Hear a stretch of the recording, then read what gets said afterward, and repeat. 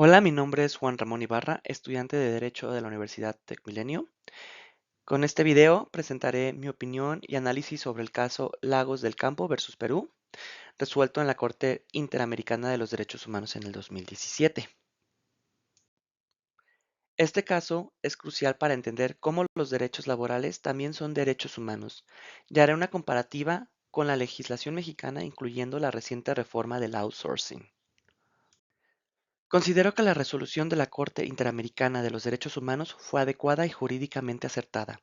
La Corte reconoce que Eduardo Lagos del Campo fue despedido arbitrariamente por ejercer su derecho a la libertad de expresión como representante sindical, lo que constituye una clara violación de los derechos humanos. Esto lo fundamento en los artículos 13 y 26 de la Convención Americana sobre los Derechos Humanos, ya que el artículo 13 garantiza la libertad de expresión y el 26 reconoce el derecho al trabajador como un derecho económico y social fundamental. La sentencia de la Corte Interamericana de los Derechos Humanos no solo protege los derechos individuales del trabajador, sino que sienta un precedente importante para garantizar que los líderes sindicales puedan expresarse sin temor a represalias. En el caso Lagos del Campo se violentaron los siguientes derechos laborales fundamentales. Libertad de expresión en el ámbito sindical, protegido por el artículo 13 de la Convención Americana de Derechos Humanos. El derecho al trabajo y estabilidad en el empleo, reconocido por el artículo 26 de la Convención Americana de Derechos Humanos y convenios internacionales. Libertad sindical, amparada por el Convenio 87 de la Organización Internacional del Trabajo, la cual nos da la libertad sindical y protección del derecho de sindicación. El Convenio 98 de la Organización Internacional del Trabajo, la cual da derecho de la sindicación y negociación colectiva. Además, se negó el acceso a un debido proceso laboral, lo que también vulneró los artículos 8 y 2 de la Convención Americana de Derechos Humanos, que son las garantías judiciales y protección judicial. Bien, ahora veremos los principios rectores del derecho del trabajo en México que fueron violentados. En el supuesto caso que esto ocurriera en México, se habrían violado varios principios rectores del derecho laboral mexicano, entre ellos la estabilidad en el empleo, fundamentado en el artículo 123, apartado A, fracción 22 de la Constitución mexicana y el artículo 48 de la Ley Federal del Trabajo. La libertad sindical y de expresión laboral, fundamentada en los artículos 357 y 133, fracción décima de la Ley Federal del Trabajo. La primacía de la realidad y principios pro persona, fundamentados estos en el artículo primero de la Constitución mexicana, que establece la aplicación más amplia de los derechos humanos y su interpretación favorable a las personas. Y los derechos al debido proceso, fundamentado en el artículo 17 constitucional y artículos 47 y 841 al 847 de la Ley Federal del Trabajo, que regulan la terminación de relaciones laborales y el procedimiento ante tribunales laborales. Continuando con la comparativa, ¿qué habría sucedido si el trabajador fuera mexicano?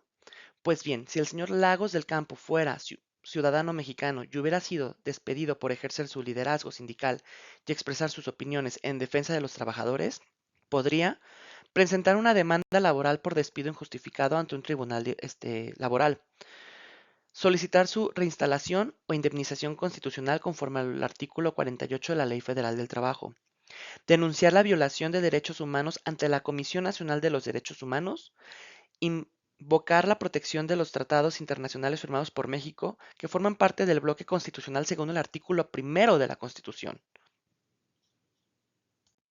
El señor Lagos del Campo, claro que hubiera tenido una protección legal. Él estaría protegido por los artículos primero y 123 de la Constitución mexicana, por la Ley Federal del Trabajo, los convenios internacionales ratificados por México, ya que México ha ratificado varios convenios de la Organización Internacional del Trabajo que serían aplicables en el caso de Lagos del Campo, como es el caso del Convenio 87 de la libertad sindical, que garantiza el derecho a fundar sindicatos y expresarse libremente como parte de ellos. El Convenio 98 de negociación colectiva, que protege contra las represalias contra actividades sindicales.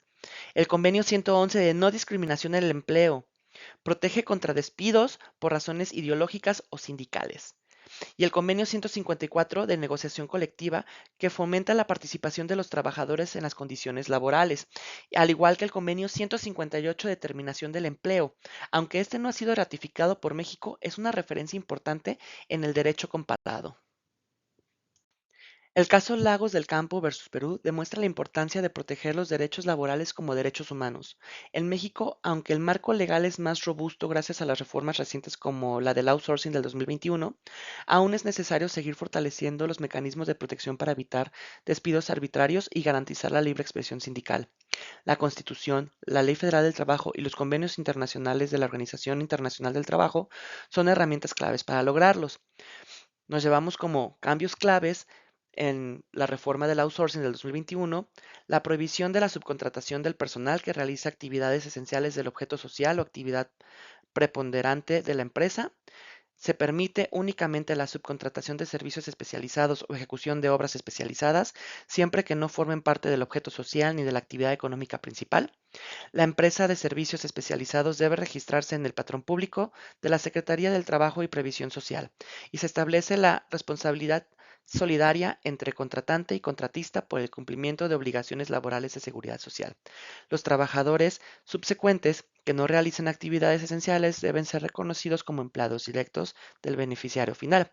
Todo esto se fundamenta en la Ley Federal del Trabajo, en sus reformas de los artículos 12, 13, 14, 15 y 1004A, entre otros, y la Ley de Seguro Social, la Ley del Infonavit, el Código Fiscal de la Federación y la Ley del ISR y la Ley del IVA.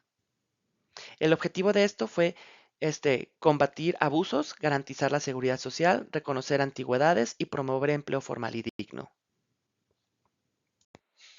Muchas gracias por ver este análisis.